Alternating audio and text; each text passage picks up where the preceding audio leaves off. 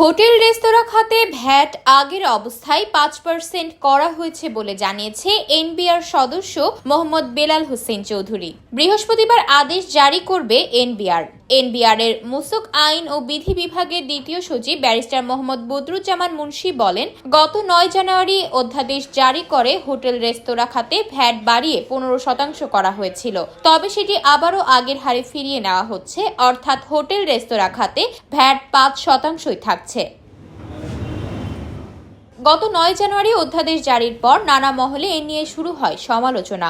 বর্ধিত ভ্যাট হার কমানোর দাবিতে বৃহস্পতিবার সারা দেশে মানববন্ধন করার সিদ্ধান্ত নেয় বাংলাদেশ রেস্তোরাঁ মালিক সমিতি।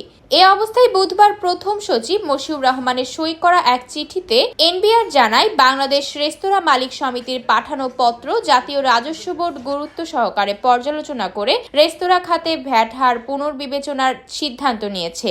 এ অবস্থায় ভ্যাটের আওতা সহ রাজস্ব বৃদ্ধি ও শান্তি শৃঙ্খলা বজায় রাখার ক্ষেত্রে সমিতির বিশেষ সহযোগিতা কামনা করছে এনবিআর। এদিকে আরও কয়েকটি পণ্যে ভ্যাট কমানোর চিন্তাভাবনা চলছে জানিয়ে মোহাম্মদ বদরুজ্জামান মুন্সি বলেন, তবে এ বিষয়ে এখনো কোনো সিদ্ধান্ত হয়নি, সিদ্ধান্ত হলে জানিয়ে দেওয়া হবে।